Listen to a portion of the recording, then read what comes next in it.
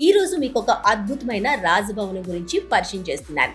వాస్తవానికి ఈ బిల్డింగ్ గురించి ఇప్పటికే మనలో చాలా మంది అనేక సార్లు విని ఉంటారు. కానీ ఈ భవనం హిస్టరీ గురించి అనేక మందికి పెద్దగా తెలియదు కూడా. ఇర్రం మంజిల్ అనే మెట్రో స్టేషన్ చాలా మందికి తెలుసు. కాకపోతే ఈ స్టేషన్ కు ఈ పేరు ఎందుకు పెట్టారు అంటే ఇర్రం మంజిల్ అనేది ఎంతో ఫేమస్ కాబట్టి. 19వ శతాబ్దం చివరిలో నైజాం ప్రభుత్వంలో సేవలందించిన సలార్ జంగ్ కుటుంబానికి చెందిన ప్రముఖ నవాబ్ ఫక్ర్ అల్ ముల్క్ ఈ ప్యాలెస్ ను నిర్మించారు. ఇర్రం మంజిల్ అంటే పారడైస్ మాన్షన్ అని అర్థం. పంజాగుట్టలోని కొండపై ఉన్న ఈ ప్యాలెస్ ఒకప్పుడు అనేక ఎకరాల్లో విస్తరించి ఉండేది. సుందరమైన తోటలు, మార్గాలు మరియు వందల గదులను కలిగి ఉండేది.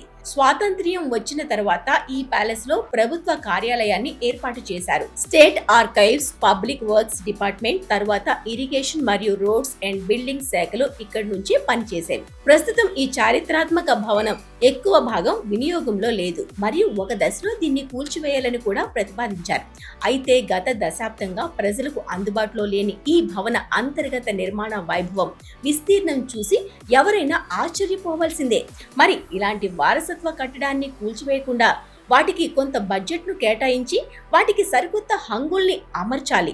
వాస్తవానికి పాశ్చాత్య దేశాల్లో వారసత్వ కట్టడాల్ని పరిరక్షించడానికి ఆయా ప్రభుత్వాలు కోట్ల రూపాయల బడ్జెట్ ను కేటాయిస్తాయి. విదేశీ నగరాలతో పోటీ పడాలంటే మనం ఇలాంటి వారసత్వ భవనాలను సంరక్షించుకోవాల్సిన అవసరం ఎంతైనా ఉంది.